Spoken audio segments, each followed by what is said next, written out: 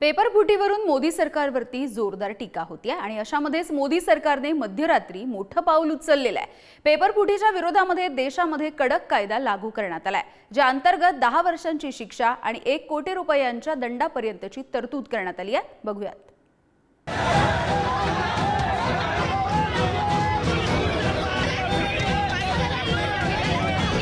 विद्यार्थी आणि विद्यार्थी संघटनांचा असाच असंतोष आपल्याला देशभर बघायला मिळतोय। आधी नीट परीक्षेतला गैरप्रकार आणि त्यानंतर यूजीसी नेट परीक्षा रद्द करायला लागणं, या सगळ्यामुळे सरकारवर जोरदार टीकेची झोड उठली। थेटपणे देशाच्या शिक्षण मंत्र्यांना विद्यार्थी टार्गेट करतानाही दिसले। त्यामुळे पुन्हा सत्तेत आलेल्या मोदी सरकारला पहिल्याच आठवड्यात रोषाला सामोरं जावं लागतंय। अशाच सरकार एकाएकी ॲक्शन मोडमध्ये आलं आणि एका रात्रीत पेपरफुटी विरोधात कठोर कायदा लागू केला। या नव्या कायद्यानुसार पेपरफुटी करणाऱ्यांना कठोर शिक्षेची तरतूद केली।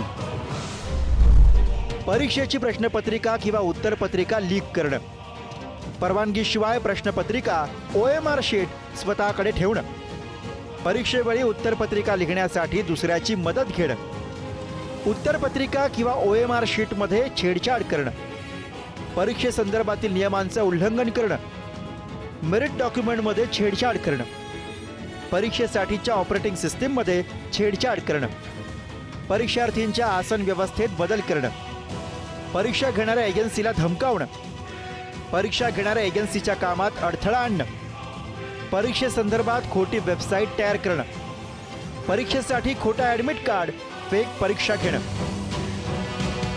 मोठ्या प्रमाणात संतापाला सामोरं जावं लागल्यानंतर सरकारनं हा कायदा लागू केलाय।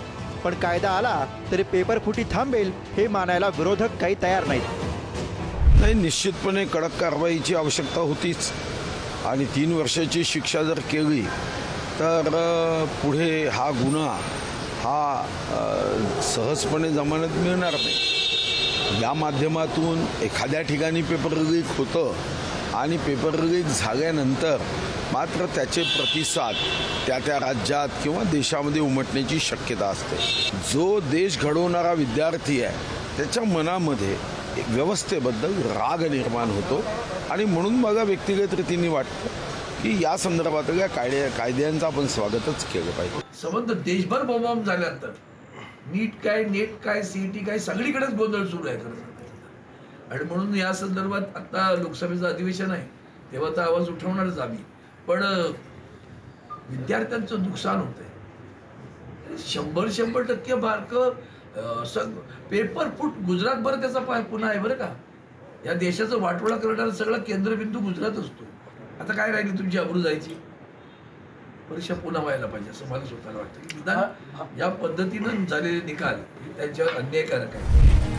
तर यावरून युवासेना प्रमुख आदित्य ठाकरे यांनी सुद्धा CET सेलला काही सवाल केलेत। 1425 हरकतींचं आक्षेप शुल्क पूर्णपणे परत केलं जाईल की नाही? परीक्षेच्या प्रश्नपत्रिकेत 54 चुका झाल्या। एवढ्या चुका करून पेपर सेट करणारे हे महान लोक कोण आहेत? जबाबदार मंत्री कुठे आहेत? या गोंधळासाठी CET सेल आयुक्त राजीनामा देणार की निलंबित होणार? विरोधकांकडून एकीकडे सरकारवर दबाव वाढतोय तर एका रात्रीत कठोर कायद्याचा अध्यादेश काढण्याच्या निर्णयावर विद्यार्थी काय म्हणतायत तेही ऐका।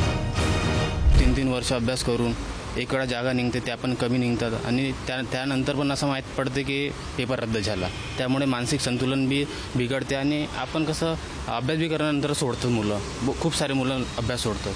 त्यामुळे खरंच कायदा कडक असला पाहिजे। तर जर पेपरफुटी होतं तर सेंटरचे पण काही ना काही तर दोष राहील, भ्रष्टाचार पण होत आहे, पण ते जर तिथले स्टाफ छान राहतील तर मग भ्रष्टाचार होणार नाही, पेपरफुटी होणार नाही। हे एक मुद्दा आहे। मग सरकारनं ते जे नियम आहे ते आहे ते सगळं तर सरकार बनवणार। त्या वेळेसच खूप साऱ्या वॅकन्सी निघतात आणि याच टाइम खूप सारा घोड होतो। तर असं पण नाही झालं पाहिजे की इलेक्शनच्या वेळेस भरपूर वॅकन्सी निघावं। आता नेटची परीक्षा रद्द झाली, आता अजून त्यांनी डेट अनाऊन्स केलेली नाहीये आणि आता पुढे जे रिझल्ट लागतील, ह्यातून जो शिक्षक घडेल, ह्यातून जे JRF मुलांना भेटणार, सगळीच प्रोसेस टोटली थोडी लेट होणार आहे। पण जो सरकारने याचा निर्णय घेतलाय आणि याची अंमलबजावणी झाली आहे, याचं विद्यार्थी परिषद स्वागत करते।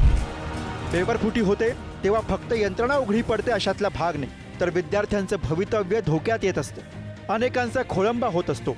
काहींच्या डोळ्यांसमोरचं स्वप्न धूसर होत असतात। अपेक्षांचं ओझं आणखी जड वाटू लागतं। काहींसाठी हा काही लाखांचा सौदा असेलही, पण काहींसाठी हा भवितव्याचा प्रश्न असतो।